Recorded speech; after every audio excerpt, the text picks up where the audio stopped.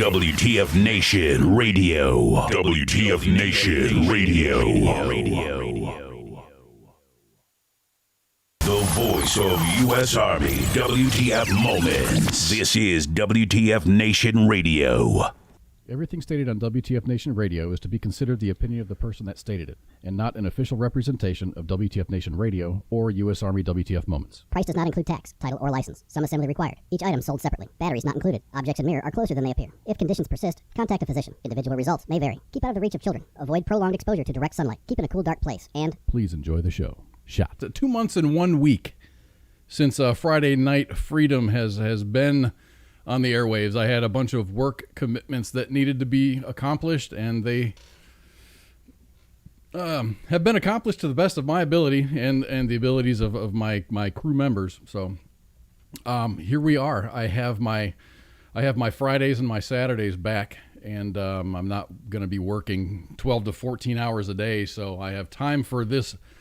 The awesomeness that is WTF Nation Radio. Glad to be here. Hello to everybody, both on the WTF Nation Radio page, WTF Nation Radio, U.S. Army WTF Moments page. We got Twitter fired up, seeing stuff there. YouTube, Twitch. What else did I forget one? We're on so many platforms, I forget them all myself. It's great. It's really good to be back. Anyway, I see some comments in the chats going, "Who is this?" My name is Koz. I've been here for a long time. I've been doing the broadcast thing as a host for a couple of years. I've been affiliated with the station since just about the beginning. Very, very, very early in the beginning. Maybe not day one, but very, very early in the beginning. I'm a member of, a follower of U.S. Army WTF Moments, and they said, "Hey, if you're not doing anything on Friday night, watch Red Leg, and he's going to do a show." I'm like, okay, whatever. So I tuned in, and I've been hooked ever since, man. It's just been we've grown so much as a station and as a family, and as far as viewership and followers and friends and. I think we're doing great things. This is really awesome. Really good to see everybody in there. D-Max is here. Branko is here. He says he's going to start racing again this year. That's good. Hopefully the Rona restrictions, the COVID restrictions are okay. They're going to get better. Hopefully they're getting better. What about you, Ship? How the Rona restrictions are? We're in the same state, so we've both got the same governor, so things are good. Down here, where I'm at, our hospital ER's actually calmed down for the most part, where it's almost back to normal. Not too much drama with Corona, Our daily cases are down. Our hospitalizations are way, way, way down. Mask mandates have been lifted as far as, government buildings and stuff. I went and voted last Saturday, and I went and voted, and there was not a mandate to wear a mask inside the building, but it was highly encouraged. Oh, yeah. You don't need to wear a mask around that, but every single business says do not enter unless you have a mask. Yeah. I mean, and I'm okay with that. It's just, if that makes other people not be assholes, then fine. Whatever. It takes me 2 seconds to go, hoot, there's my mask. I'm cool. Garrett, I'm in the Dallas-Fort Worth Metroplex. Ship is also somewhere in Texas. But all of our hosts are geographically located in different places in the United States. And the world. Got a lot of ground area covered. But yeah, everything's cool. I can't even remember what. I think the last big thing that happened that I talked about on the air was the big ice apocalypse, the little mini ice age that we had here. And then I went dark for 2 months, and here I am back again. Since then, we've had tornadoes and gorilla hail, and it's been super exciting, weather-wise, at least for the last 2 months. I have a friend of mine who's been trying to sell his house, a colleague of mine at work. He's been trying to sell his house, so he's been doing all these little improvements. He's got, a couple of acres. He's got a pretty big house, 2,500 square feet, 2-story. It's got like new additions built into it. It's an older house, but it's very well maintained, and he's been really trying to sell his house. His kids are out of the house. He and his wife want to move into a place by the lake for just them, which is great. But every time that he gets people coming through the house, some kind of weather event comes through, and he's forced to do a bunch of home repairs and maintenance and other improvements. We had high winds that knocked down a brick fence. He has a brick fence on the front side of his property, and he's not allowed to put a wood fence or anything other than either stone or brick. So that's like tens of thousands of dollars. He lives in an HOA? Well, it's a city thing. It's not an HOA thing. It's a Really? a city thing. The city thing. The city says your border is here, and it came with a brick, separation, and you have to put either a brick or a stone in there. So he's like, screw it, I'm just going to tear it down. So the last few years, he's been dealing with no fence, and now he's forced to actually put a fence up because it'll add more value to his home and give him some separation between the main road that's on the outside of it. So that's why he thought that he wasn't. That's why he thought he wasn't selling his house, is because there's no real separation between the main road and his property, and then all of this weather crap started happening. He had broken pipes, and then he just got a new roof put in like 2 years ago, and then we had this monster hailstorm that came through the north side of town, and he had just holes as big as your fist in his roof. So he just had his adjuster came out the other day, and it was like $35,000 that of damage that was done. Just 35,000. Just 35,000. So you pay. His deductible was like $5,000, so he wrote a check for $5,000. They gave him a check for like $25,000, and then the roofers and the people that put up siding and stuff are going to be making his house brand new. And I told him, I said, dude, this is actually a good thing. This is a pain in the butt to go through, but now you're going to be able to sell your house that's going to have a brand new roof. It's going to have a brand new AC system because his AC system got jacked up. Brand new siding, brand new windows. So you get all of these improvements that you're going to have to endure all the construction and whatnot, but everything is make it a lot easier for anybody with a VA loan to buy that house for sure. Yeah, he's not a veteran. He's just a dude that I work with. No, but anybody, so but the really, buyer is a veteran. Oh, exactly. That'll help out tremendously for that. Oh yeah, with all the new stuff. And he's made improvements. I mean, he upgraded his kitchen, got new countertops and new floors, and I think he's sitting pretty good right now. I mean, the home prices are way up, so I don't think he's going to have a hard time once these improvements are done. I don't think he's going to have a hard time selling it. You almost got me sold to buy it. He's pretty proud of it, man. He's probably $470,000 for the house. Oh, never mind. I'll just stay where I'm at. Right. Yeah, never mind. Yeah. Yeah, I'm fine in my house, man. It's just me. So I'm good with my little house. My little house is fine for me. Your little house on the prairie? My little house in the hood. It's cool, but I've got great neighbors. It's a good area. It's easy access to the interstate, so I'm going to stay here. I can't see spending a lot of money on a house where it's just going to still be me. My daughters are both out and they got lives of their own. So, there's another thing. You know what I did after work today? I took my daughter called me. She moved out last year, and she called me up, or she sent me a text. She goes, "Dad, do you think that you could mail my bike to me or ship my bike to me?" She has a mountain bike. I'm like, "Sure, let me check into it." And she goes, "Wow, I didn't think it was possible, but okay, I guess you can ship anything nowadays." Mm-hmm. So I looked into it, and they wanted, and this didn't matter, DHL, UPS. FedEx. It was about $300 to ship her bike. Damn. And I remember when she bought this bike, she's like, "Dad, I'll split the cost with you." I said, "Okay, go ahead and get a bike." She loves riding the bike, so whatever bike you choose, I'll pay half. So she ended up buying a bike, and she says, "Dad, remember when you said you were going to pay half?" I said, "Yeah. How much did you spend on your bike?" And she goes, "Well, it was $500." I'm like, "Okay." So I sent her $250. So now, she asked me. This is a year later. She's moved out. She's got her own thing going on. Graduated college and everything, and she's asking for her bike. I'm like, "Oh, okay, cool. I'll send it to you." I saw the bill for the quote for shipping was almost $300. I'm like, maybe I can buy her the exact same bike and just have it shipped to where she is. So I looked up her bike. It's a specialized bike. Specialized is the brand.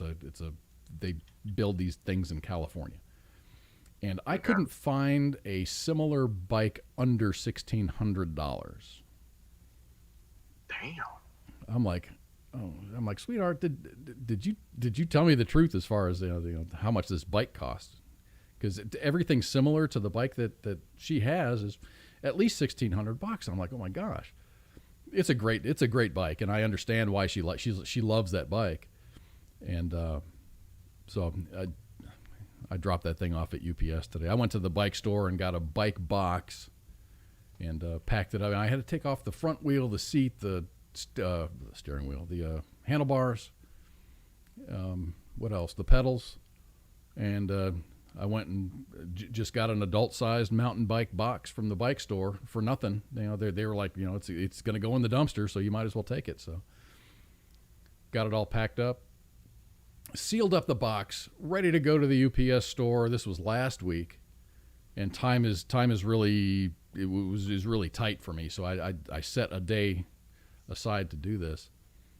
I had it all, just there was a kink in my plans because I sat down on the couch to eat dinner and watch a movie, and right next to me was her water bottle and the seat for the bike that I forgot to put in the box. So I had to cut all that packing tape off of the box, repack everything. So I ended up getting that thing down to the UPS store today.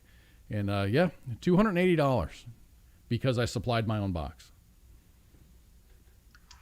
Then it's going to Montana. Will the box hold up though? Oh yeah, it's a bike box. That's how the bikes are shipped. Oh, okay. So that was cool. So like by next Wednesday, she should be.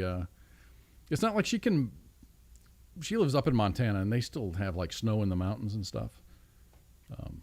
The snowing is pretty much done, but the crap is still on the road. So, but spring is coming everywhere. I mean, we've been fighting.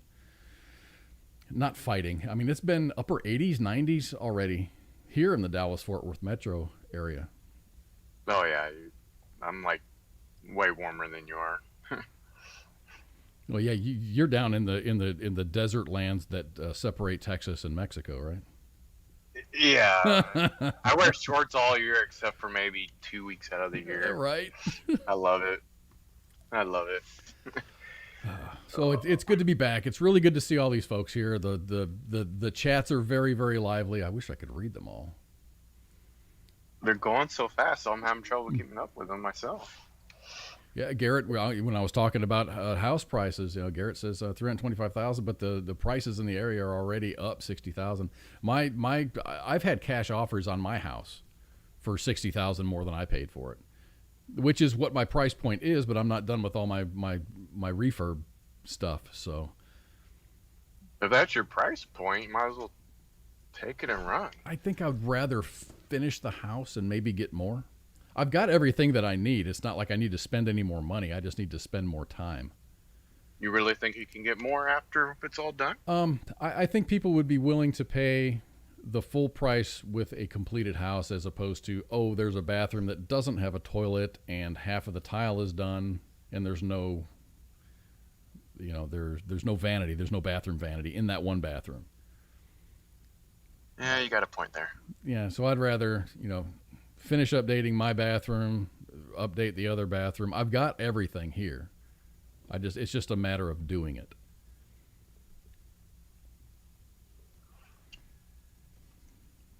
And that's another thing. And now, if I'm getting off of work on time and actually having a day or two over the weekends, I've got every other Friday off from work. So that would be a lot of time that I can do it. I just need to get the motivation and I need to kick myself in the ass and actually do it. It's not like it's a hard thing to do. Just a little bit of tile and put in a toilet, which is easy, and then that bathroom is done.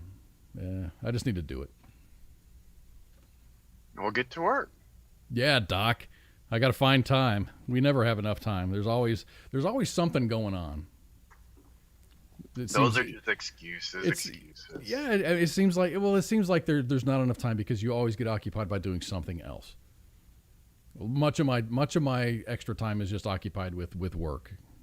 I love my job, so I don't have a problem working, and it's it's not like it's free. I'm well compensated, but there's always something else. Something else pops up, and I don't know.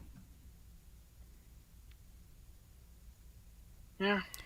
Doc Derek says, "Isn't Schwinn what most round track racers use?" I don't know. There are so many bikes out there. Trek has kind of taken the industry as far as casual bike stuff. My daughter has it's called Specialized. That's Trek is the name. Specialized is the name of this bike. And there's different models of the Specialized. She has, it's a really cool bike. It's a 10-speed mountain bike. Really, really light. Super, super light. And it has solid tires. She'll never have a flat tire because her tires are solid. That's good. But it's a really comfortable ride. It's not like you're riding on top of rocks all the time. It's not like you feel every bump. It's just really cool. It's like if you did have to replace those tires, I think they're $120 a piece. Ouch. Yeah. So you're not replacing tires all the time. So, add up that cost. It's like buying a hybrid. All that money you save on gasoline. I would have just gone to Walmart and bought a $150 tire. You buy a Huffy. Call it a day. Buy a Huffy and a can of that that tire inflation, that green goo you can put in there, and it makes your tires impervious to everything. Supposed to. Definitely, Doc. I got to replace my wax seal. Yes, definitely. A lot of folks don't do that. They just take the old toilet out, put the new toilet in, and don't replace that wax seal. Probably because it's really, really nasty getting that thing up and out of there. Oh, you got to replace that. Yeah. Doc's not a big fan of hybrids. Fuck a hybrid, ride a Harley. Slime, exactly, Garrett. That's what it's called. Fix-a-flats for cars. Slime is what they put in bike tires. Hey, let's move on to say what? Isn't that the same stuff though? It pretty much different marketing there. I think Fix-a-Flat actually fills that void, and it doesn't. I don't think it's sealed. There might be a sealer in there, but I think the Fix-a-Flat, what it does is it occupies the space. It's kind of like great stuff. You get it at Home Depot, and you can do all of the. I have it done in an hour. So it's kind of like great stuff, but it's for tires. Anyway, let's get to. I got some topics. I got some stuff that we're going to talk about. I'm not a gamer, so I don't speak the gamer language. But I thought that this was interesting because humongous company Apple is actually in court right now in California, and they are fighting. They're defending themselves. And this is an interesting story. It's kind of like a David and Goliath thing. With Epic Games, on Monday of this week, Apple faces one of its most serious legal threats in recent years, a trial that threatens to upend its iron control over its App Store. If you've got an iPhone, or if you've got an Android, pretty much the only thing you can put on it is stuff that you get from the Play Store. If you have an iPhone, now there's kind of a tight rein on things. You can only put on apps that come from the App Store, or the right. Is that what it is? It's called the App Store? Yeah, the App Store. Yeah. It's not So- a Google store for sure. So their app store brings in billions of dollars each year, while feeding more than 1.6 billion with a B iPhones, iPads, and other devices. So Apple's got a pretty tight rein on the apps that are allowed to be played on their devices. A federal court case is being brought by Epic Games, maker of the popular video game Fortnite. Epic wants to topple the so-called walled garden of the App Store, which Apple started building 13 years ago as a part of a strategy masterminded by co-founder Steve Jobs. Epic charges that Apple has transformed a once tiny digital storefront into an illegal monopoly that squeezes mobile apps for a significant slice of their earnings. Apple takes a commission of 15 to 30% on purchases made within the apps, including everything from digital items in games to subscriptions. Apple says, no, that doesn't happen. Apple's highly successful formula has helped turn the iPhone maker into one of the world's most profitable companies, one with a market value that now tops $2.2 trillion. Damn, that is trillion. Not billion, but trillion. Trillion dollar. Privately held Epic is puny by comparison, with an estimated market value of $30 billion. Now, imagine being called puny and your worth is $30 billion. Its aspirations to get bigger hinge in part on its plan to offer an alternative app store on the iPhone. The North Carolina company also wants to break free of Apple's commissions. Epic says it forked over hundreds of millions of dollars to Apple before Fortnite was expelled from the App Store last August. Because you know why? Because Epic added a payment system that bypassed the Apple iStore, or whatever their App Store is. Right. So if you wanted to get something, you can bypass the Apple Store and go to Epic's store. So Epic got to keep all of its profits and not have to give up 30%, 15 to 30%. They were doing that for a while until Apple caught on. Right. So Epic then sued Apple, prompting a courtroom drama that can shed new light on Apple's management of his App Store. Both Apple CEO Tim Cook and Epic CEO Tim Sweeney will testify in Oakland, California. That's all happening this week. So I think that's pretty cool. You got the little guy going up against the big guy. Not assuming genders, but you know what I'm saying? No, I got you. I'm following. I'm thinking Epic has a good leg to stand on. I think if nothing else, I think it will just shed light on the way that Apple conducts business. I've got nothing bad to say about Apple. I've got nothing bad to say about Android. People are Android people. People are Apple people. I don't care. I used to be an Apple dude. Now I've got an Android. It doesn't matter to me. If you took my phone away and gave me an Apple, that's fine. I don't care. I don't have a preference. I can use both of them. But they both have pros and cons. They do. They really do. But I use my Android phone the exact same way that I used my iPhone that I had. It's all the same to me. It doesn't matter. I'm not I'm not designing anything. I don't play a lot of games unless I'm a real heavy gamer because I play Words with Friends. All right.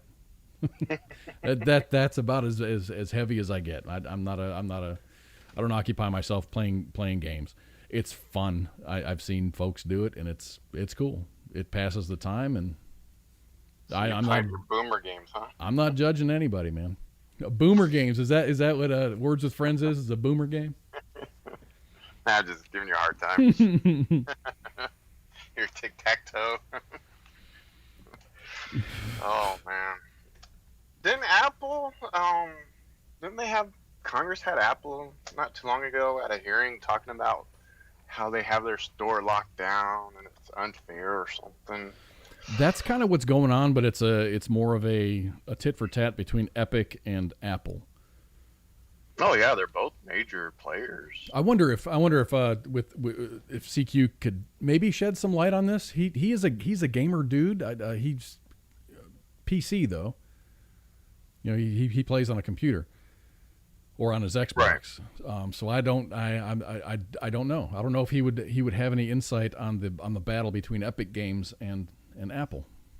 Well, the only way to know if him or any of the fans would, they would have to call in and educate us. But So no one loves us on Fridays since you've been gone for 2 months. I know it's been. I sorry, not sorry. It's like you're a new host again, you know? Right, and that's when we first started, there was a comment in the chat. It's like, who's this dude?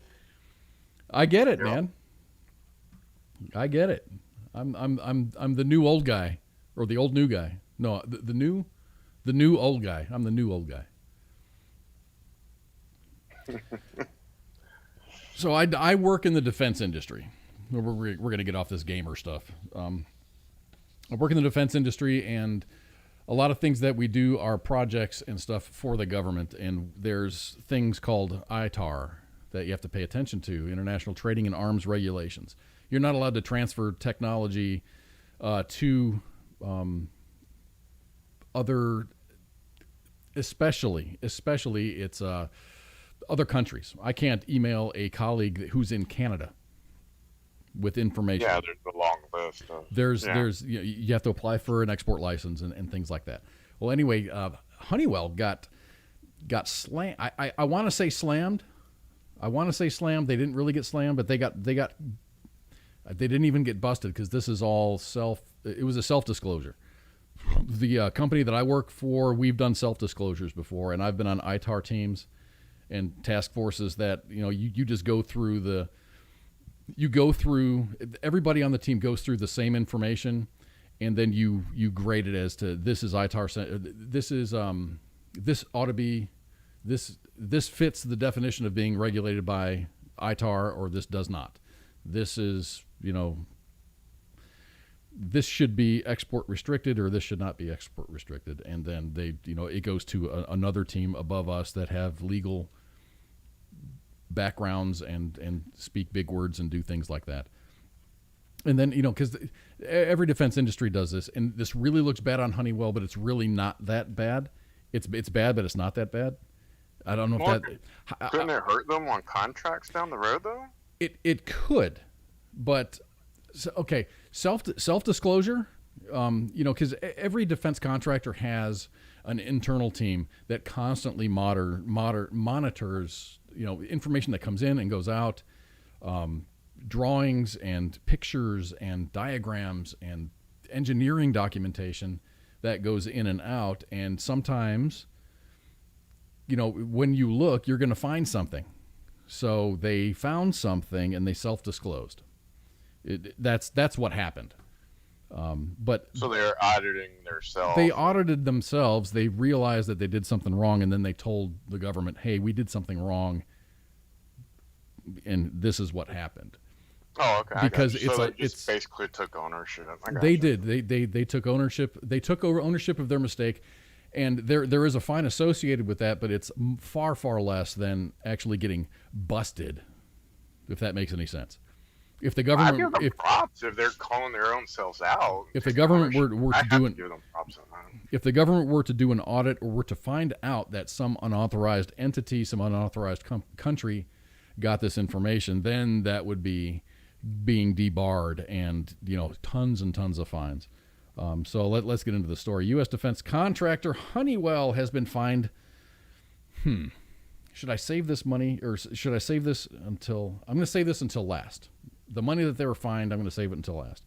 X amount of dollars for harming national security after sharing technical information about American fighter jets and other military aircraft with China, among other countries. The U.S. State Department said this last Monday that it had reached a settlement with the company on 34 charges relating to 71 drawings that got shared with Beijing. Taiwan, Canada, Ireland were also included between the years of 2011 to 2015. The documents included the specifications of parts for the F-35 Joint Strike Fighter, the B-1B Lancer long-range strategic bomber, and the F-22 fighter aircraft, as well as gas turbine engines and other military electronics. The U.S. government, this is a quote, the U.S. government reviewed copies of the 71 drawings and determined that exports to and transfers in the People's Republic of China of drawings for certain parts and components for the engine platforms for the F-35, the B-1B, and the F-22 harmed the U.S. national security, is what the State Department said. State Department also said that it would not debar Honeywell because it voluntarily disclosed its violations.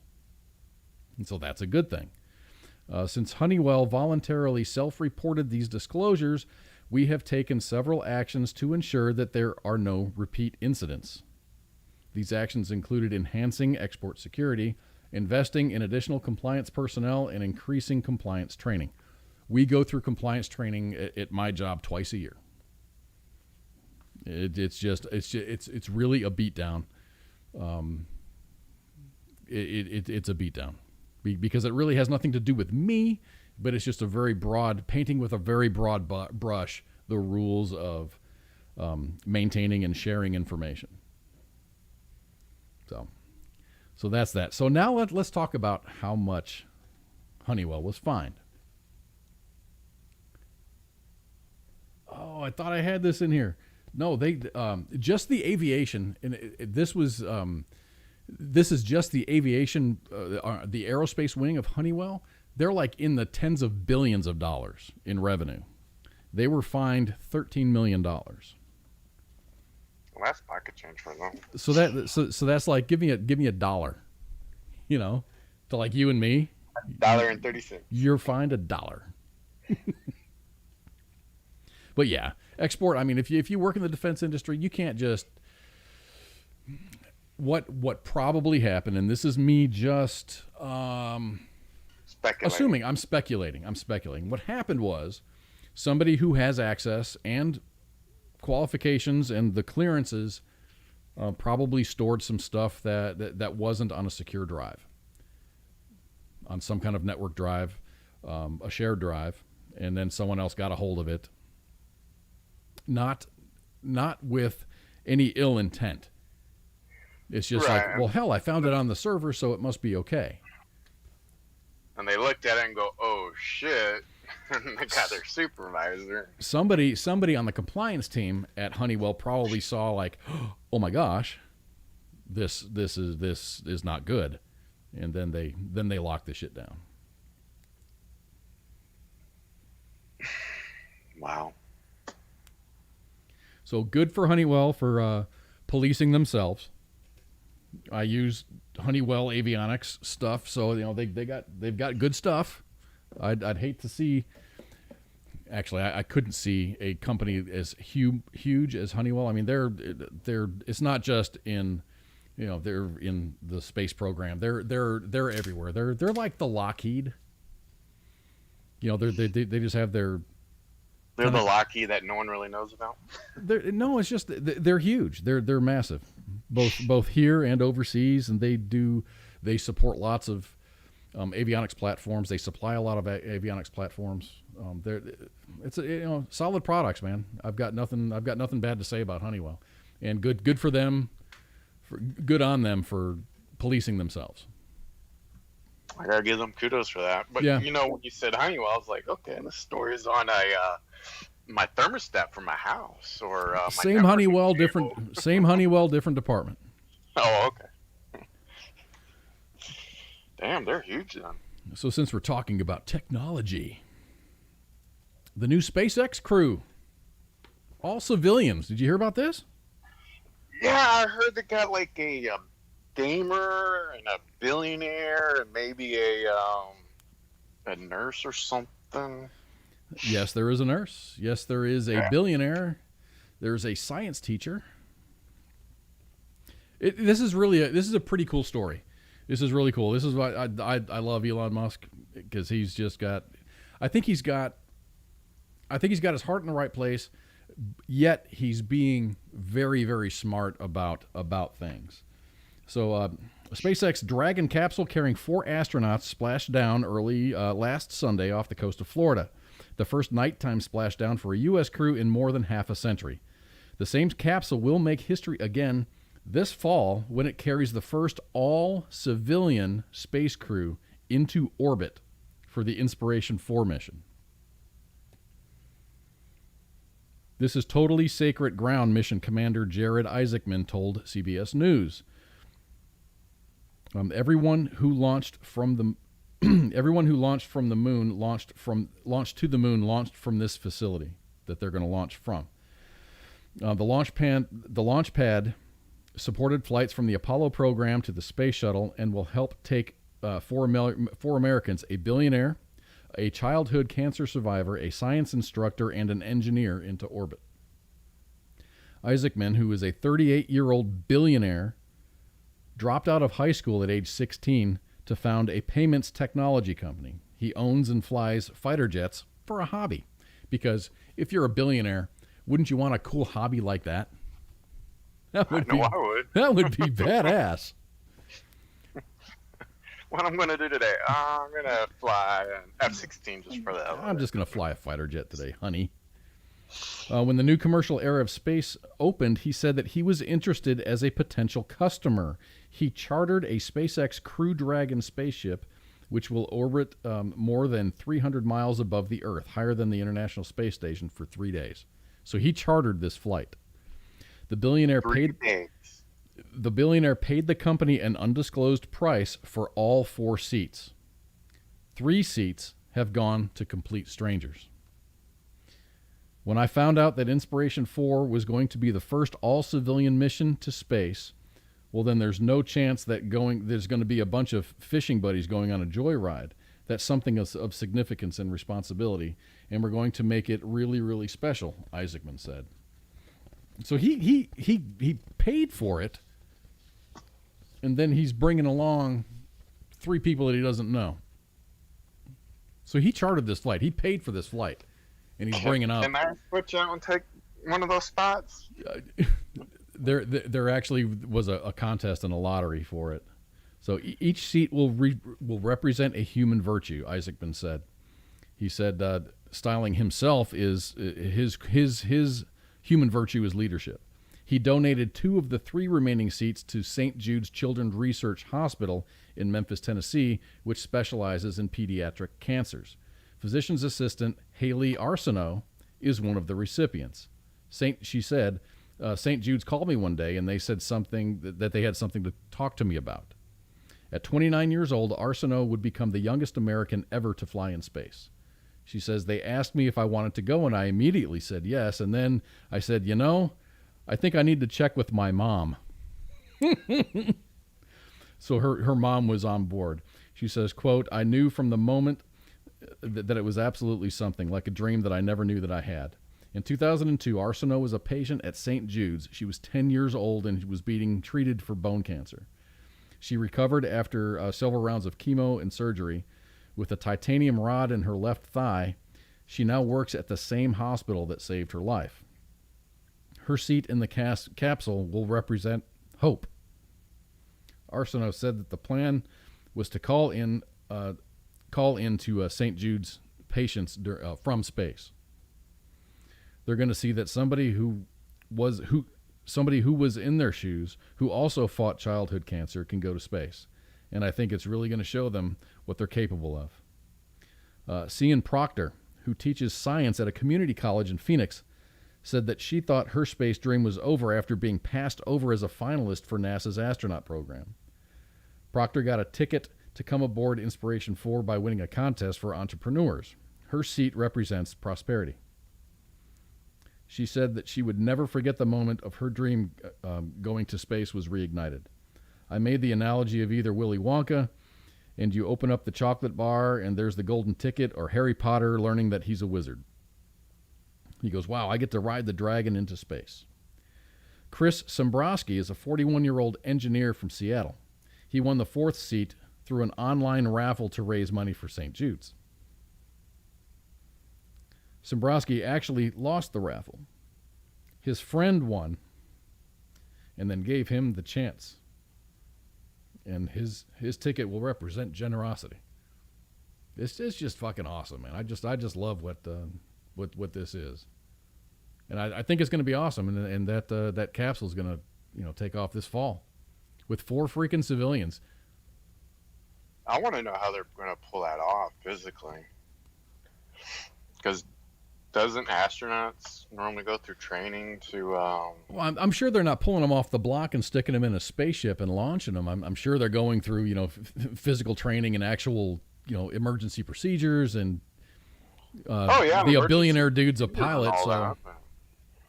I was thinking of G-forces and all of that part. You got to be pretty healthy. I'm looking at the picture, and 3 of the 4 people that I'm looking at are pretty fit. It looks like our billionaire friend on the right-hand side. I'm assuming that's him. Yeah, he looks a little. I mean, he's 38, so he's yeah, that's putting probably on a couple of pounds. He might have to shed some pounds before he fits in his flight suit, but. Well, not if he's going to use a SpaceX flight suit. Aren't all those spacesuits custom made for each individual, just like the seat? So. Yeah, but it's not like seeing like a lucha libre Jack Black or something in a flight in a spacesuit.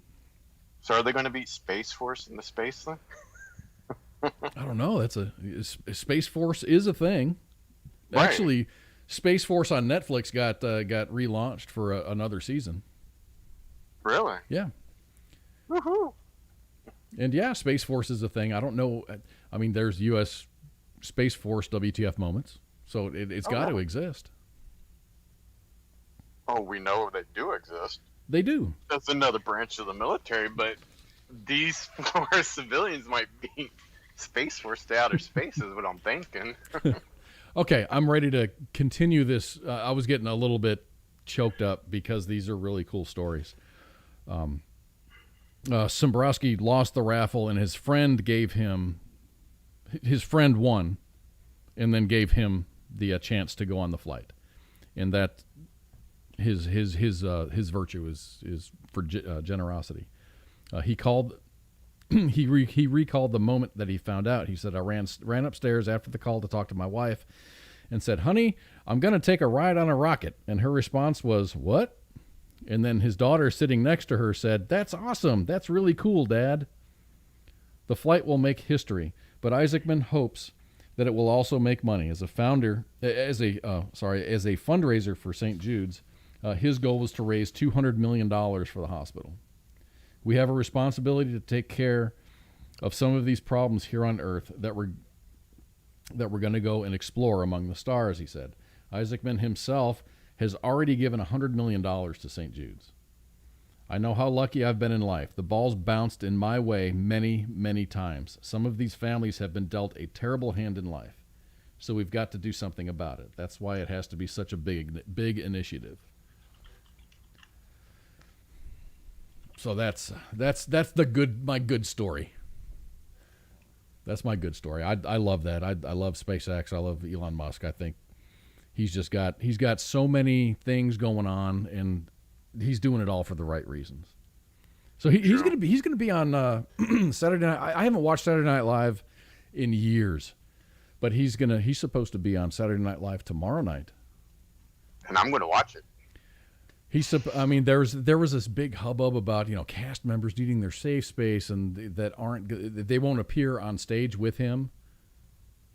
Apparently they have something against African Americans. I don't know. And I say that and it's completely accurate. Elon Musk was born in South Africa, so by definition he's an African American. But anyway, I guess he's.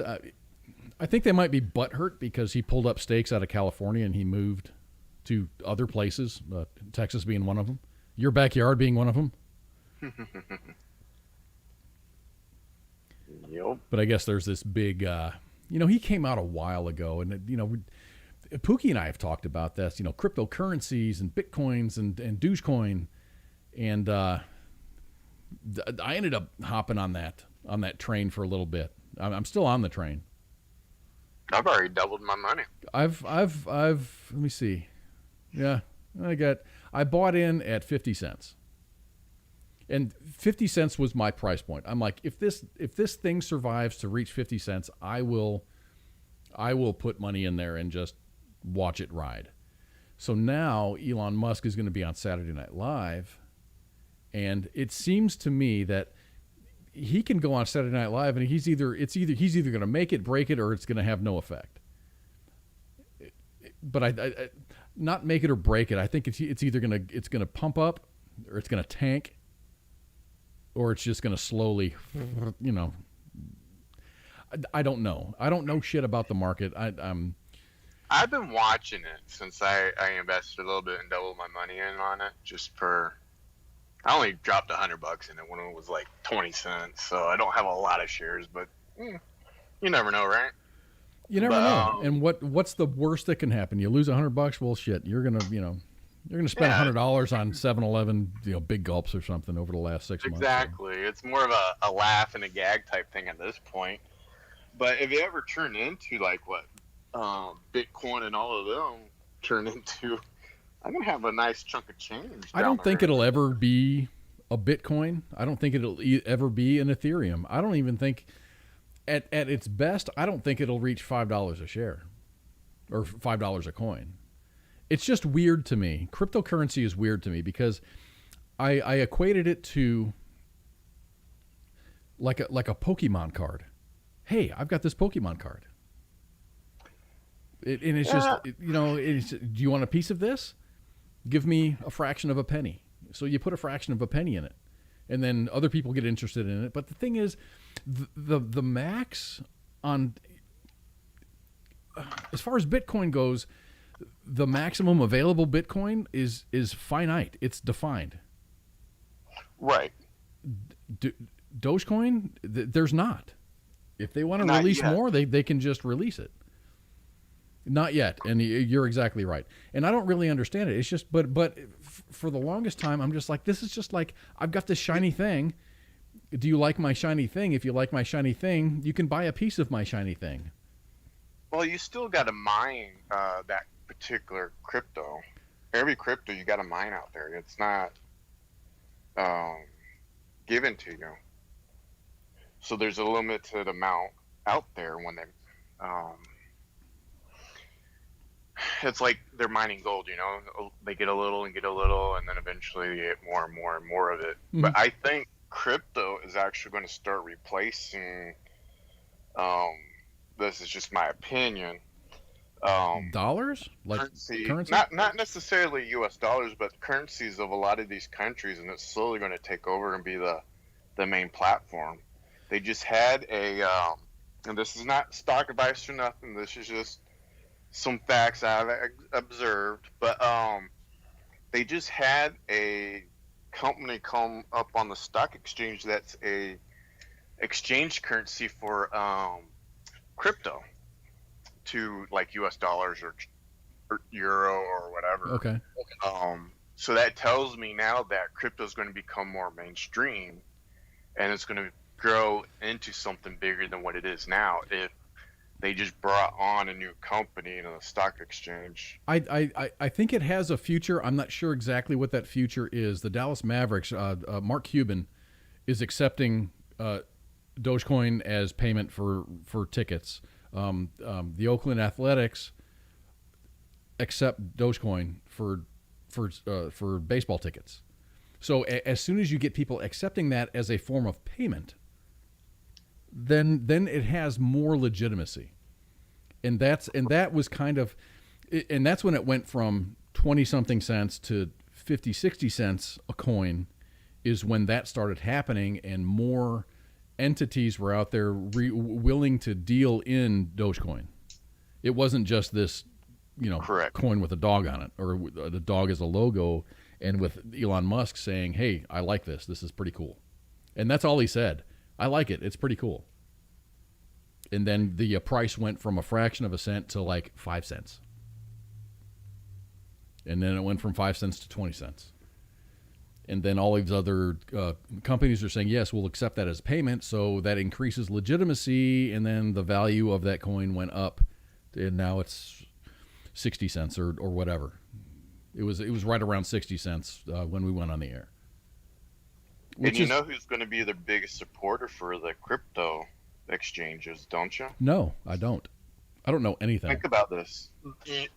the federal laws about growing marijuana and all that cannabis. Oh my right? gosh! You can't go to a bank. Right. So Oh now my in gosh! Colorado, Yeah. all of those individuals, there's a company that does exchange for currency and crypto to U.S. dollars. So you take Guess your what that dollars, you company's buy gonna some be crypto, for? and then you change in. It's like money laundering. Exactly. That's what's that's gonna exactly happen. what the definition of money laundering is. That's what's going to happen. I filled out my taxes this year on February 21st, and I told you before the show I just got my refund, almost 80 days after I filed. But there's a question when you're filling out your taxes, and I think it has been for the last couple of years. Have you purchased or have you purchased cryptocurrency, or have you exchanged cryptocurrency or something like that? Right. So now I guess I've got to answer. I'm not gonna lie. I've got to disclose. Yeah, they want to tax everything, so I'm sure they're going to try to find a way to tax that. So what would I be subject to capital gains? So whatever I invested is fine, but my capital gains. That's a very good question. I don't know. I'm going to find out, and I guess I can. think we're going to have to ask Pookie on that one, because how I understand it, and if anybody knows this better than I do, please call in and educate me. But from the way I understand it, the way this crypto stuff works is you download your own wallet to like your iPhone or smartphone and computer, and your computer becomes your bank of all your transactions and everyone else's transactions. So there's no real central bank. Right, and I've got a Doge wallet. I don't use it because all my stuff's in Robinhood. Right. But it's all, There's really no central bank, so how do they know who has what? But, if I were to recapture my value, let's say I bought it at a penny and now it's 60 cents a share. I'm like, woo, cool. I've got a whole bunch of money. Or I bought it at 6 cents and now it's 60 cents. I cash it in. I've got, a couple $1,000s. So I would cash it in, and the difference, if that cash were to ever hit my bank, my Chase bank account, then that would be an actual withdrawal of funds.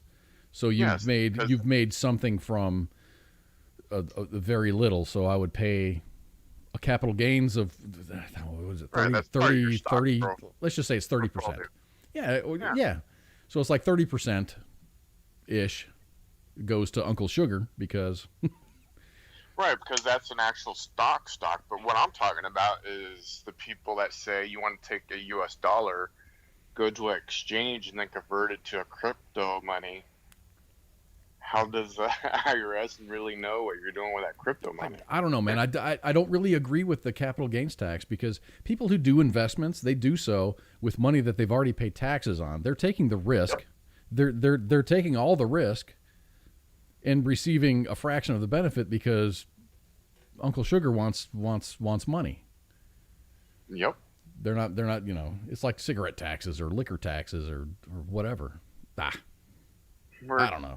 Triple and quadruple tax on everything. Taxes upon taxes upon taxes. Wasn't that part of the Boston Tea Party too? Something like that. The British increased all the prices on the taxes on tea, and they said, fuck you. Here's your tea. Yeah. Kiss my ass. They got tired of being taxed more than one way and had fun with it. Meh. So we're going to talk about. We're going to go from SpaceX to SpaceX to BroodX. BroodX is not a heavy metal band. The BroodX is a 17-year periodical cicada. I've seen all these cicada stories. Oh, here comes the cicadas are coming out. Happens at the same time every year. And at first, I thought you were talking about a band. I saw BroodX, and I'm like, that's a badass metal band name. BroodX. That's exactly what I was just thinking. But BroodX is the 17-year periodical cicada brood. There's tons of different ones, and it'll come out in the story here. I really had to parse that. They had all kinds of like biological like names and stuff, Latin crap, and I don't do that. Yeah, Adam, I see it. If they raise the capital gains tax, it hurts all of us little guys trying to trade and make a profit. Exactly, it does. You've taken all of you've already paid taxes on the money that you invest. And then now the government wants 30% or so. I'm not sure what the capital gains rate is or what all the, I'm sure it's, if you make millions and millions of dollars, it's a certain percentage. If you make a little bit, then it's probably another percentage. But yeah, I don't get it, and it sucks. I really don't like that. Anyway, we're talking about bugs, and these are cicadas, and we get cicadas here in the north central Texas area. They're loud as hell. They last a couple of months. My oldest daughter I said, what do you think about that? And we're sitting outside, and I'm barbecuing, and she goes, that's the sound of heat. And I thought about that for a second. I'm like, you're absolutely correct, because cicadas come out right in the middle of spring, early summer, and they just make a hell of a racket. I'm going to have fewer cicadas today or this year because my neighbor actually cut down her trees. So I'm still surrounded by trees, but at least the ones immediately in my backyard are it's not going to be as loud. I had every year since I've lived here. I've lived in this house for 3 years. What year is this? 2019, 18. 3 years.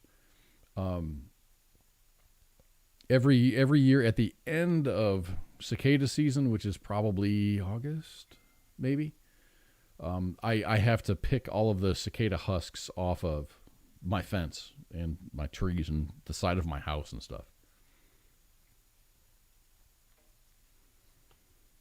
So anyway, Brood X is a 17-year periodical cicada. I thought all cicadas were the same, and it's just like, you get some that drop down, and then 17 years later they emerge. And then, it's just kind of a cycle that is self-repeating. So like next year is the brood that happened 17 years ago, and then the year after that is the brood that happened 17 years prior to that. But they're different. There's different broods. Brood X is the 17-year periodical cicada. They're going to emerge this month here in May. We expect the bugs to show up in big numbers over the next couple of weeks. Cicadas are truly fascinating. This brood has spent 17 years waiting underground, and they will emerge once to mate and lay eggs, and then the cicada babies, the nymphs, will fall back down into the ground and burrow back into the soil and stay there for the next 17 years. During this brief mating period, billions of fragile cicadas synchronize their emergence in order to overwhelm predators. I didn't know that there was science behind this. And secure the survival of the species. That loud noise, it's the males singing a love song to the silent female. During different years, different groups or broods of cicadas emerge. There are 15 different broods of periodical cicadas. Each appear like clockwork depending on their cycle.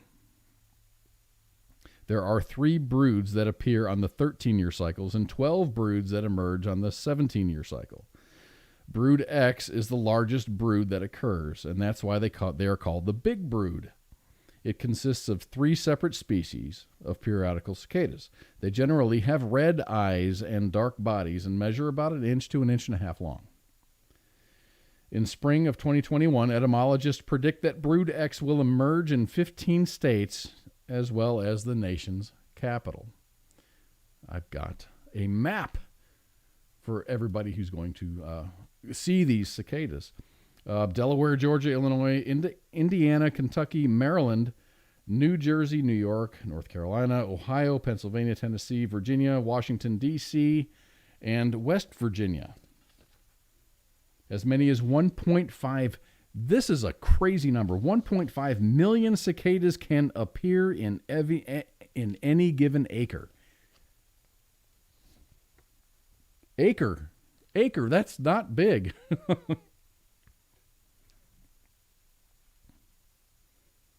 So the numbers may be lower due to the habitat and if those folks have ever used chemicals to handle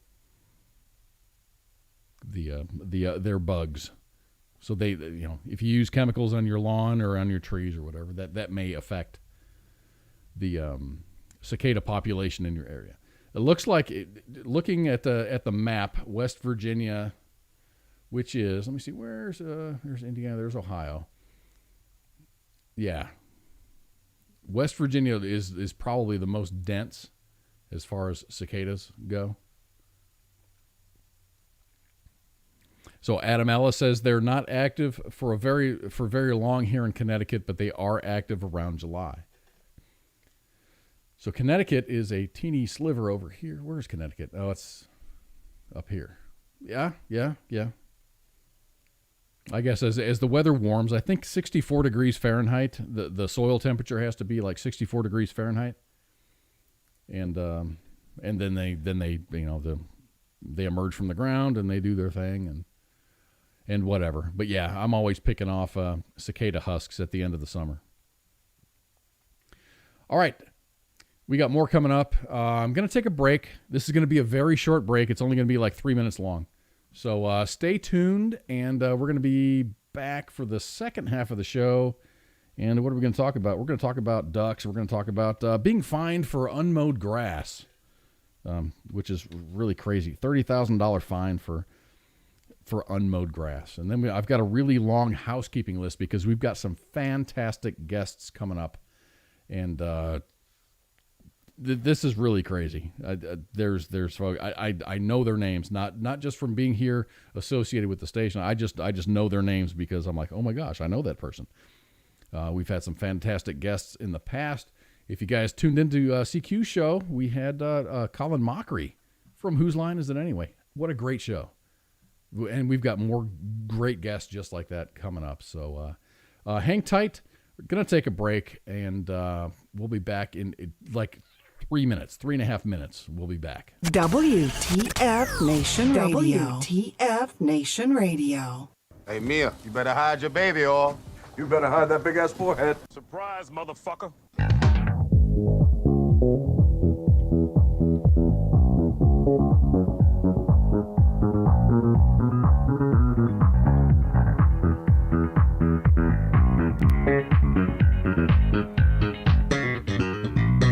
All right, everybody, we are back for the second half of Friday Night Freedom here on WTF Nation Radio. We are WTF Nation Radio. Thanks for joining us. We are the voice of U.S. Army WTF Moments. We have lots of folks here still. Twitter's kicking, YouTube's kicking, Twitch is kicking. This is awesome. And yes, Captain Baconator, we are still live. Glad you could be here. Almost need a breath, man. Talking about bugs and space and things.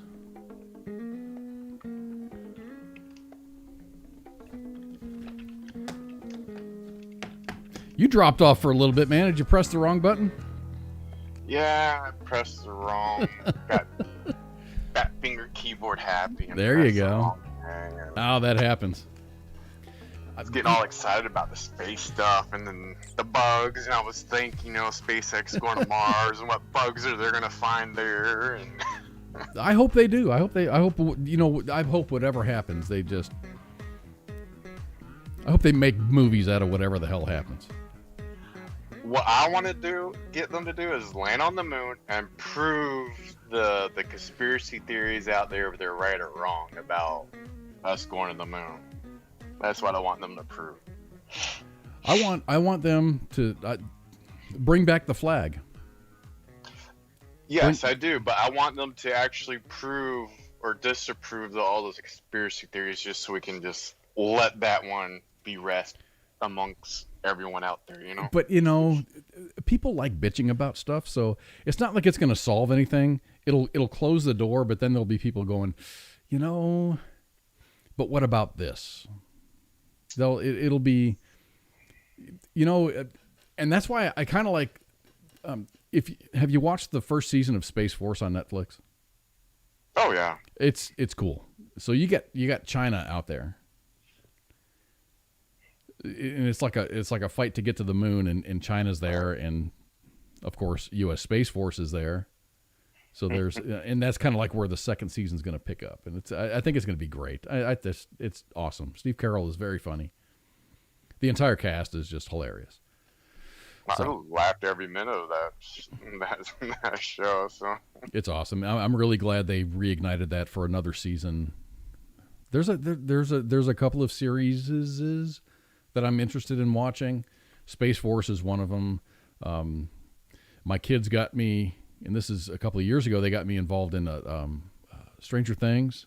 So I'm like, okay, you can't read 3/4 of a book and just put it down and not finish it. So I'm waiting for the third season of Stranger Things.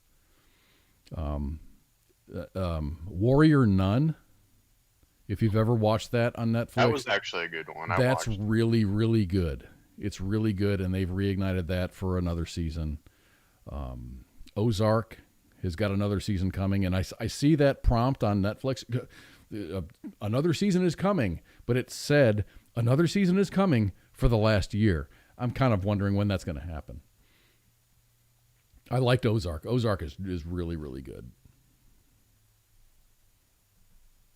Space bugs.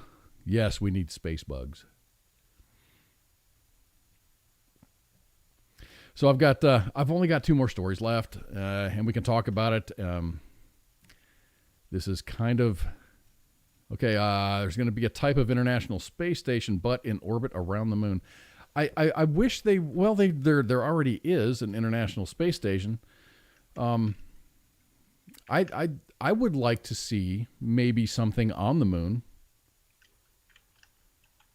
doing scientific experiments. You know, not colonizing the moon, but scientifically colonizing the moon. I think that would be awesome. Like a land version of the space station. What I'm thinking of is like Dune. You've seen Dune, or you've played the game Dune? You get little sandworms and whatever. I think I'd like for it to be something like that. I mean, you mine spice, and spice is the definition of whatever you're doing. You're doing scientific experiments on the moon, or maybe it's a launch off point to go to Mars. We're going to launch from the Earth and we're going to go to Mars, and it's going to take a long time. But imagine sending a team of astronauts to the moon to hang out for a little bit and then get on another aircraft. I say aircraft, there's like no air in space. So another spaceship, and then launch from the moon to Mars. I wonder if that would save some time or save some energy. You know, they can generate fuel or something on the moon. But really, how much time is that really going to save them, though? I don't know. I mean, 26,000 miles is a long distance, but I don't think it would take it. I know that it would not take as much energy to launch from the moon to go to Mars. True. Less gravity. once you're there, yeah. Once you're in a weightless environment, what is it? 25% of the Earth's gravity. Moon mines. I don't know, man. These scientists and stuff, you know, these physicists have bigger brains than I do, and they do maths a whole lot better than I do, and they can figure out how to make this stuff happen. And I can't wait. And I'm glad this is happening in my lifetime, and I think in my kids' lifetime and in my grandkids' lifetime, things are going to just get a lot better. You know what's not going to get a lot better is the overreach of government. Oh. Imagine getting a $30,000 fine because you had tall grass. Where's the pirates at with their clippers? Go out there. Apparently, the guy that owns this house is not a sergeant major. Probably wasn't even in the military. Maybe he was. Maybe I'm judging too quickly. I do know the details of this. I think this is a 50-50 split on blame. I think this is a 50-50 split on he should have dealt with his shit before he left town, and the city in this town in Florida should show a little bit of compassion. So let's get into the story.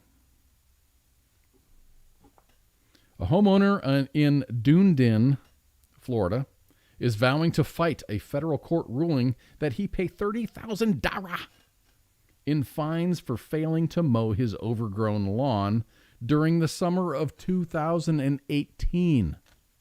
This is 3 years ago. This should happen 3 years ago, and this guy's still in court. Gotta love COVID. Jim Ficken, age 71, he looks damn good for 71, was out of town for a few months in 2018 to tend to his late mother's estate in South Carolina.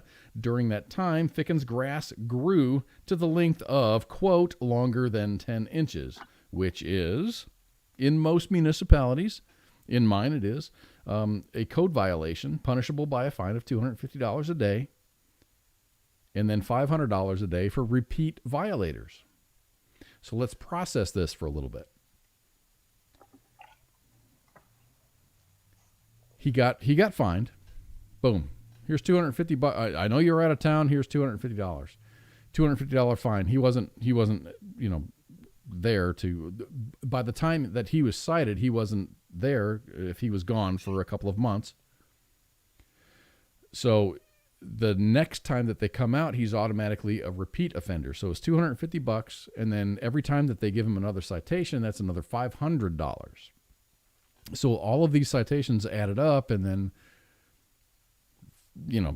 I guess the end item was he's on the hook for $30,000 in fines, not for overgrown grass. I mean, the first $250 was for overgrown grass. And all the subsequent fines were for repeat offenses where they came out over and over and over again while he was gone, and it all added up.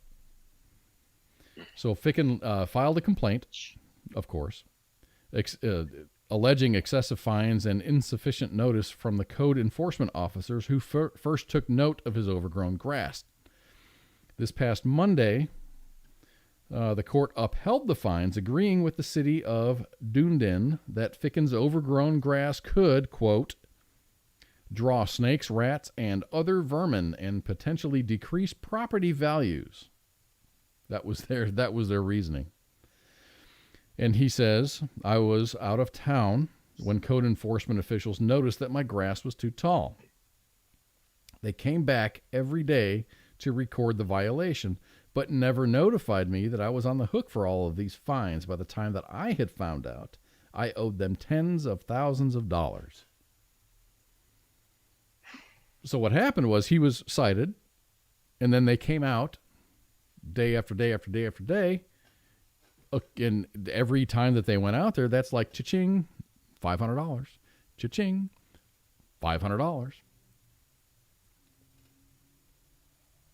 Wow, that's just ridiculous. But isn't that stuff like, getting a ticket from a cop, you got to be present? I don't know how property law works. He was out of town. I get that. Your grass got tall. It takes a while for grass to get 10 inches. So it seems to me that Mr. I want to see Ficken, them out there with a ruler and measuring the 10 inches. it seems to me that Mr. Ficken could have arranged for someone to mow his grass while he was gone, taking care of his mother's estate. That's just, if I were to go somewhere, I would talk to one of my neighbors or hire a company to, hey, or, every 2 weeks go and, cut my grass. Apparently he didn't do that. It's a real thing. I think it's more of a real thing in Florida. Maybe also in like Mississippi and all the southern states where, you get like, snakes and like really bad, especially Florida, because they got the, what do they call they're a python population is super bad. So I understand that side of things, but man, $30,000, you think that the, city council, whatever the government is, like, okay, dude, here, pay $1,000 fine and let's part ways. Make sure your grass is cut. I gotta get that money. I mean, okay, fine him for having long grass, $250 and maybe one. Okay, so $750 total for everything. And dude, cut your grass. If you're going to leave town to do whatever, make sure you make arrangements to have your stuff taken care of. And do your 40 hours of community service. Or whatever. I mean, put a lawnmower in his hand and have him cut the neighbor's grass for a month or whatever. I don't know. $30,000, that's crazy. He might lose his house. You got a fine to the government. They're going to, I mean, they might take some really adverse action against you. I mean, if you owe the government money, they're gonna come get you because they got the power. This is weird because it kind of goes back to my tax return. If I owed taxes, they would want that money like right now. Yep. If my company paid me too much money for, compared to the hours that I worked, they would reclaim that immediately. But if they owed me money, they can take their sweet ass time. True, and if you don't pay the money to them fast enough, then they start charging you penalty fees and extension fees and. Yeah. Robert, really good point. Around my neighborhood, it's common to see neighbors helping out others when they're away. Exactly. I do that. I mow my neighbor's lawn all the time. I don't know if they don't have a lawnmower. They do have a service that comes out that takes care of their lawn. Sometimes they don't show up. Sometimes we actually get rain here, and the grass grows like tall. So I'll mow my grass, and then my neighbor on one side will mow her grass, and it just looks weird having another yard next to me that's, kind of unkempt looking. So it takes me 15 minutes to mow their grass. It's no skin off of my nose. It really doesn't take me much time at all. And I don't care. I'm willing to help take care of my neighbors. So I don't know. It's just weird. It sucks that it sucks that the county or whatever the city is like, $30,000. You owe us $30,000. A lot of overreach on that one. I think it's a whole lot of overreach. But the thing is, these are fines, and that's accounts payable. Or it's accounts receivable. So they already count that into their income for their budget. So that sucks. That's kind of it's a big mistake. It's a big I hope mistake. he appeals it and takes it somewhere else. He's appealed it twice, and the city has come back and said, "No, you're on the hook." I'd take it to a federal level. Screw it. I think it's I think it's bad. I think it's bad. I think the dude should have taken the responsibility of taking care of his lawn. If he's going to be out for a while, hire a service or talk to the neighbors or whatever. But man, to have the city drop a $30,000 fine for this guy it sucks. It's bad. It's bad visually. The optics are super bad. But if the and that's how the government does things. They compel behavior by either giving you benefits or taking money from you in the form of fines for things that you do. So I can see the city's point of view, but on his point of view, maybe he did have someone that was going to mow it like once a month or every 2 weeks, depends on where you live. Like, if he had someone mow that grass once a month, it would never reach 10 inches. I don't think it would. In Texas, in some spots of Texas, you don't even have to mow, but maybe once or twice a month if you're lucky.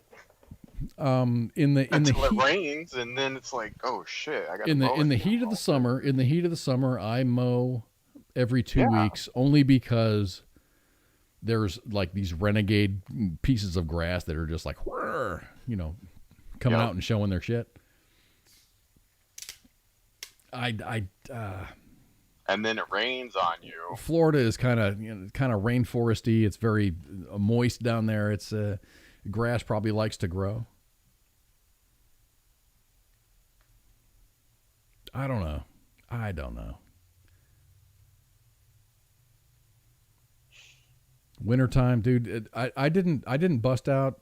I've got a battery. I've got a really small yard, so I've got a battery. It's a Ryobi 40 volt, battery operated mower. I think I put that thing away in October, and I just broke it out 3 weeks ago. And it wasn't like everything was tall. I shaved the shit out of my grass at the end of the season, and then, of course, all the rain that we've had, I just busted it out. So yeah, I get it, man. We didn't, we don't have a lot of. Even in the heat of the summer, it gets so hot that the grass is like, fuck you, I'm not growing, because it's just going to turn brown. Yep. And it stops growing for a while, and then you don't see your grass moving at all, and then all of a sudden it rains, and it's like, whoa, I got grass? It rains, and oh my gosh, what's this green crap? Yeah. And you're down, you might have prairie grass down there where you live. Oh, I got nothing but freaking weeds. And then, it looks like my yard's been mowed all the time. It looks perfect with the weeds. And then it'll rain. And then 2 days later, it's like, holy shit, how in the hell did my grass get a foot tall already? And you're like, I got grass? You're like, Dad, look at all these weeds in the yard. Yeah. No, my kids know better than to do that at school, so I'm good. And that's when you say, come here, son, let me show you how to use the lawnmower. Oh, they know how to do it. And they know how to do their own damn laundry. So I ran across another story that I thought it was weird, because everyone's like, okay, eat organic and free range, this, that, and the other. So here's a story that I thought was kind of strange. So here we see this. Tell me it's a Florida story. No, it's not Florida. This is actually in the UK. Okay. This is actually in the UK. Oh. Eggs. I get eggs a lot from friends that have chickens. They're like, here, my hens are laying too many chickens, or laying too many eggs. So here's a bunch of eggs. Take them, and whatever. I was under the impression that if an egg is not incubated or has, a hen sitting on it, which is, incubation, the egg is not going to develop into a chick. It doesn't matter if it's a duck or a chicken or whatever. Are baby ducks chicks? Are they chicks? I don't know what the names of baby ducks are. Ducklings. They're not going to develop into ducklings. So Adele Phillips bought a package of free-range duck eggs in March. She says she bought the eggs specifically to see if she could actually hatch a bird from a store-bought egg. Okay, you follow me? Phillips reported that she actually used an incubator that she bought online to keep the eggs warm while she waited to see what would happen. At the end of April, a baby duck hatched out of one of the eggs. That's kind of cool. There's a picture. Okay, since there's a picture, I'll believe it, but it sounds a little fishy. She says, quote, during the whole process, everyone was looking at me thinking, are you insane? I was just giving it a go with this little experiment, but they all thought that I would just end up with a rotten egg. Well, I definitely proved them wrong, and everyone was very shocked. I call bullshit too, Doc. I don't know what to believe. This is a news story out of the UK, so I don't know. Don't they get their eggs from the cooling section in the grocery store, or do they buy their eggs like on the shelf where it's room temperature? See, I don't know. I don't know what they're. I mean, we've got the USDA. You can't buy any eggs in the United States in the grocery store unless they're refrigerated, and there's definite rules for you got to refrigerate your eggs. Maybe that's because they develop into. You don't want a bunch of little chickens running around in the grocery store, right? That'd be a hoot to see. That would be awesome. So I know that the only I've never raised chickens, so I'm speaking from a point of absolutely no knowledge. But from what I imagine, the egg comes out of the hen's butt, not butt, they plop an egg down, and it'll develop into a chicken if it is incubated. If it is warm for a certain amount of time, it'll develop into a chick. I imagine the same thing happens with ducks. So maybe she got a super fresh duck egg that didn't have a chance to cool down. I don't know. I guess you could say the egg came first. The egg came first. What came first? The duck or the egg? The egg came first. We finally found the answer to that question. Here on WTF Nation Radio. Breaking news. It just sounds a little too much of a pitch. So what happens here? Let's talk about sex, baby. So the rooster goes and does his business, and the hens lay a crap load of eggs. If they are incubated, they develop into chicks. I imagine the same thing happens with duck eggs. Sex and chicks. My favorite words. I don't know. I am speaking from a position of absolutely no farm knowledge here. That we know of, okay. You don't have to talk about what you do at home. We're good. So hens lay the eggs, and they're fertilized. They're viable. They're viable as long as they are incubated, then they're raised to a certain temperature for a certain amount of time. If that happens, and I'm in my mind, I've got this flow chart. Okay, boy duck fertilizes, female goose or whatever, female duck. Eggs are laid. They're fertile as long as they're warm. If they're not warm, then they're no longer viable. As long as they maintain a certain temperature for a certain amount of time, they develop. I think that's reasonably accurate. So I think it's a 70-30 bullshit. I think it's a 70, yes, it happened, 30, no, it didn't happen as far as this duck goes. I think chicken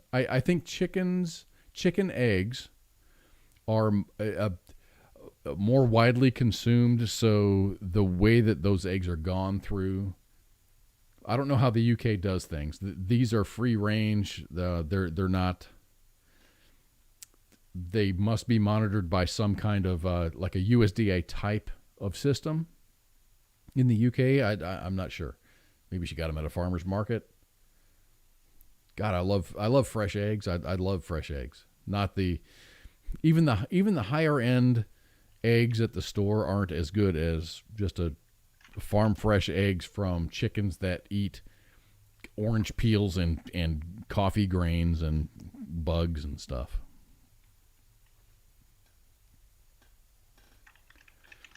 Doc says most eggs that small farms produce are brown. Well, brown eggs, I know the color of chicken eggs are determined on the color of the hen. And the only reason I know that is because I had a colleague at work that raised chickens, and he would bring in blue eggs and brown eggs just because of the color of his hens. I know, it's just an egg.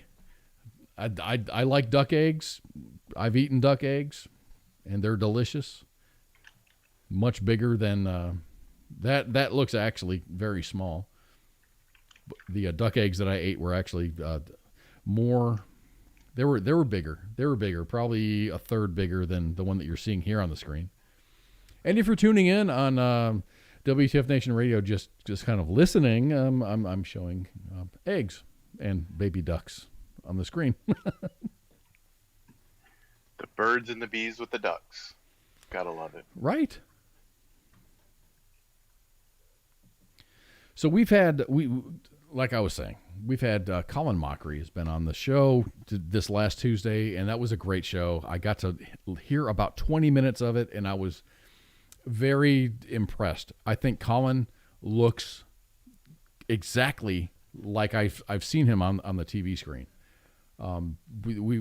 We've had awesome guests, and we're having more awesome guests. On 10 May, which is the day after my birthday, the Monday edition, Air Force veteran Ryan Paul Wilson from Hanoi's Lost Child Foundation is going to be back on. He's returning. He's going to be talking about his upcoming fundraiser and a golf outing in July. On 11 May, Seth Herzog, comedian Seth Herzog, will be joining CQ and Radar on Pop Culture Warrior after CQ was a guest on Seth's live Instagram TV show. Seth Herzog is a very popular New York City comedian and an actor who is currently a sketch performer and a resident comedian for NBC's Tonight Show with Jimmy Fallon, and formerly of Late Night with Jimmy Fallon. Recently, he hosted 2 comedy science shows for the Nat Geo channel, Science of Stupid and Duck Quacks Don't Echo. Those are right up my alley. I'm a science geek. I like things technical. I like things sciencey, as demonstrated by my knowledge of duck eggs and chicken eggs. Don't judge me. So that's going to happen on the 11th of May. Seth Herzog's going to be on the show. Ips A is going to be on with ICE.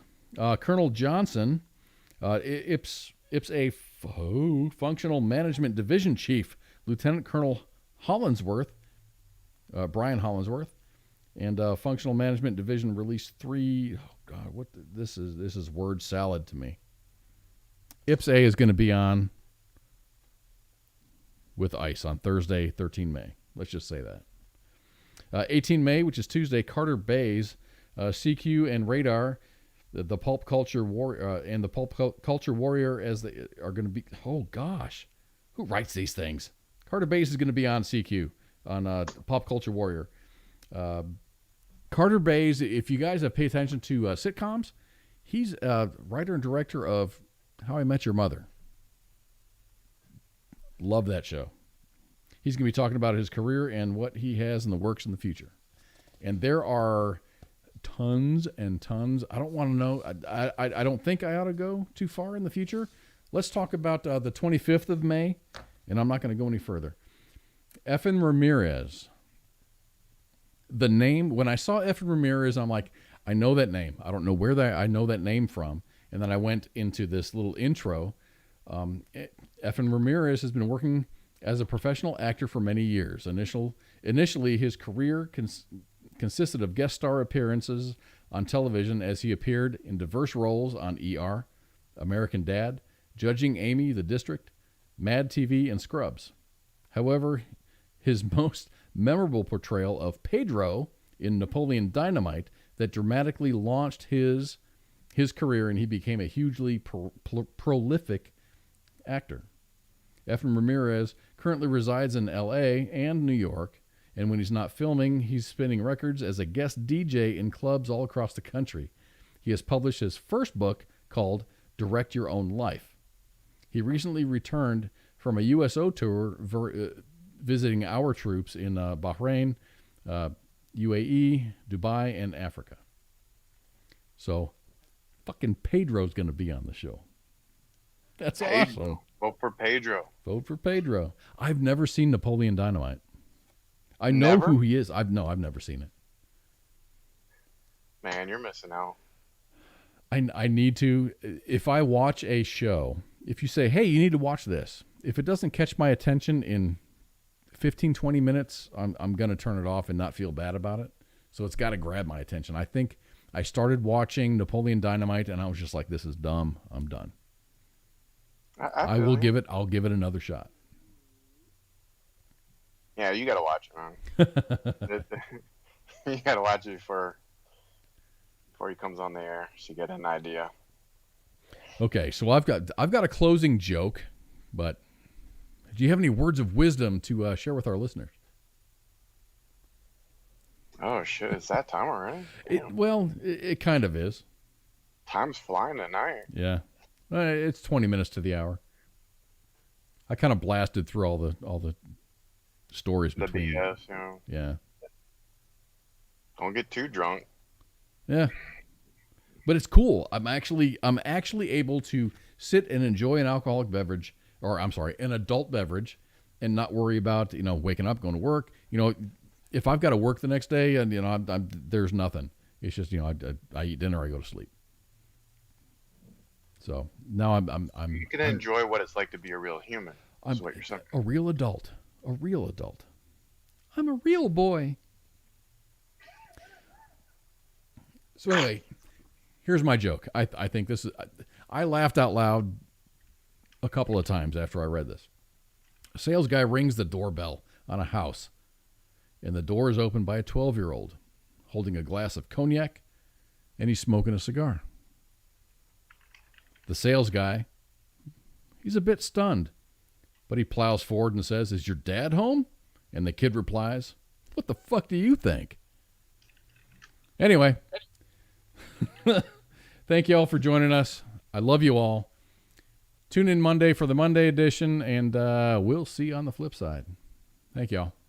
This is WTF Nation Radio. Wear a condom? We're in Fayetteville. No one gets STDs here.